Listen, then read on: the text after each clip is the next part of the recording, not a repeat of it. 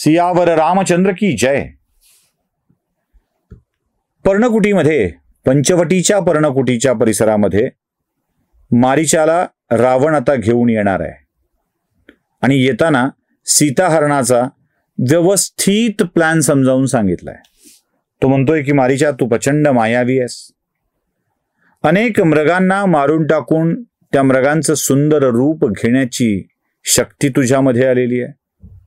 तर तू असा एक सुंदर मृग बनावस की ज्याचा मोह सीतेला पडावा,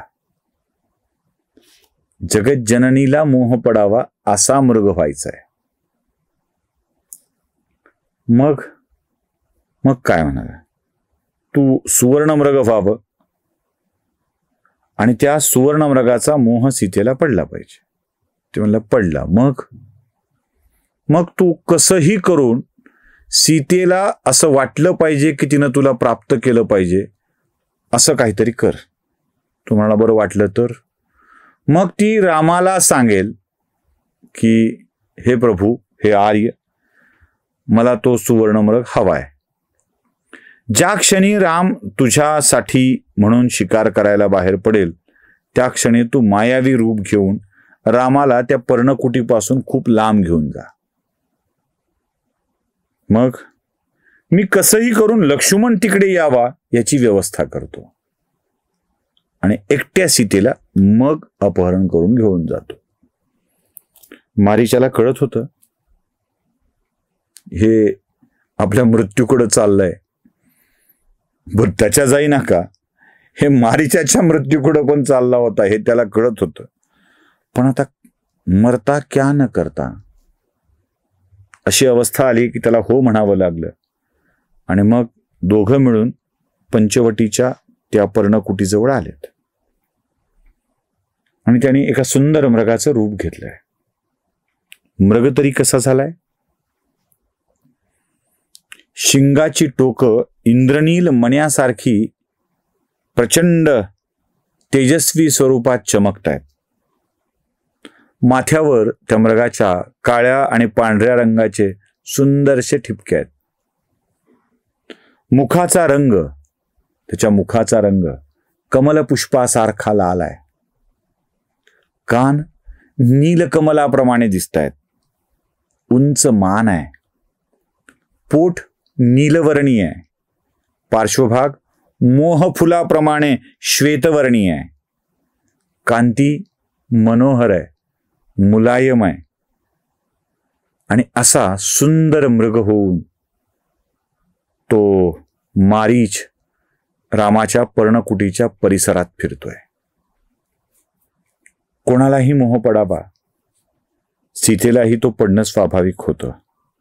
आता इथे थोडासा पॉज घेतो आणि लोक मला विचारतात, अनेक वेळेला विचारतात, जगज्जननी सीता म्हणता, लक्ष्मीचा अवतार म्हणता, रामाची बायको म्हणता, त्या सीतेला मारीच एक मायावी राक्षस आहे हे माहित आहे.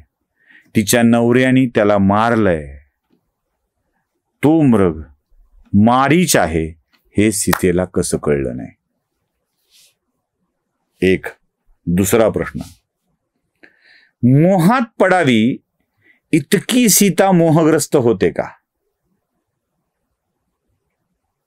कसं काय बरं असं होऊ शकतं? काय आजकालच्या पुरोगामी बुद्धीला इतके प्रश्न पडतात आणि त्या प्रश्नाची उत्तरं हवी असतात. 5000 वर्षापूर्वी घडलेल्या घटनांची उत्तरं त्यांना आताच्या पॅरामीटरमध्ये हवी असतात. हे म्हणजे किलोमध्ये दूध आणण्यासारखं आहे. किलोमध्ये दूध आणण्यासारखं आहे. दूध लिटरमध्ये मिळतं, किलोत नाही मिळत. किंवा एखादी घन वस्तू लिटरमध्ये मागण्यासारखं आहे. 2 लिटर साखर द्या, मिळेल का? नाही मिळणार. 2 किलो दूध जसं मिळू शकत नाही तशी 2 लिटर साखर मिळू शकत नाही. आपले परिमाण, आपल्या मोजपट्ट्या, कापड किलोमीटरमध्ये विकत घेत नसतात, कापड मीटरमध्ये विकत घेत असतात. गावचं अंतर सेंटीमीटरमध्ये नाहीच सांगत, गावचं अंतर मैलात, कोसात, किलोमीटरमध्ये सांगायचं असतं. तुमच्या फुटपट्ट्या आताच्या आहेत आणि तुम्ही त्या फुटपट्ट्याने जगाला मोजायला बघताय.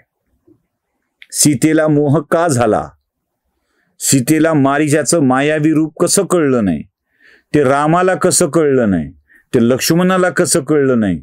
असे प्रश्न आपल्या सगळ्यांना पडतात. त्या प्रश्नाची उत्तर वाल्मिकींनी रामायणात दिली आहे. लक्ष्मणाला कळलं होतं रामाला बायकोची इच्छा पूर्ण करायची होती. आता बायकोला काय इच्छा झाली होती?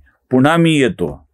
लीला पात्रांनी असं का केलं असा प्रश्न विचारायचा नसतो.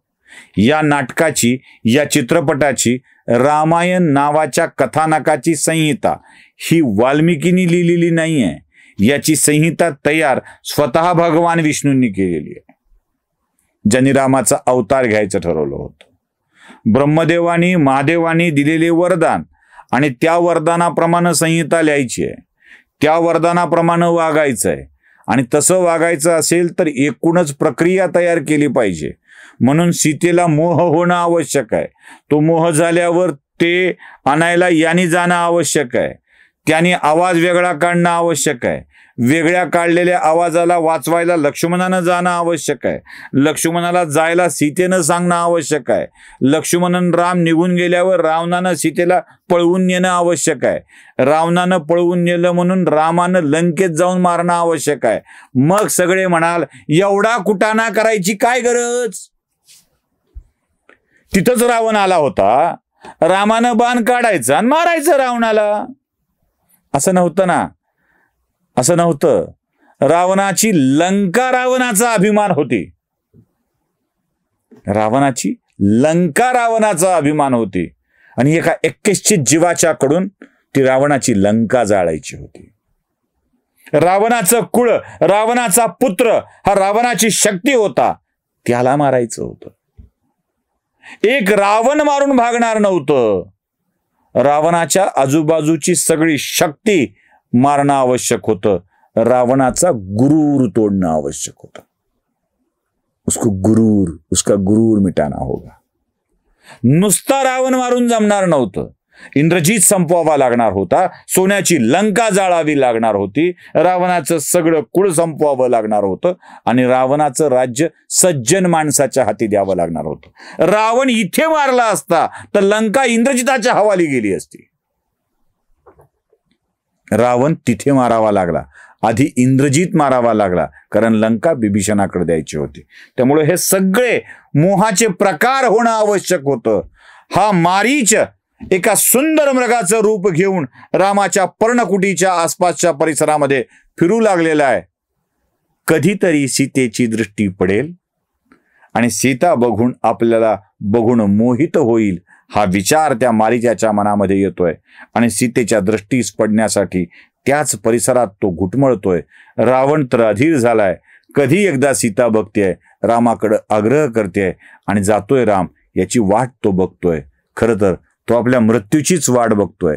कसे असेल रावणाचा हा मृत्यूकडचा प्रवास बघूया पुढच्या भागामध्ये. सियावर रामचंद्र की जय.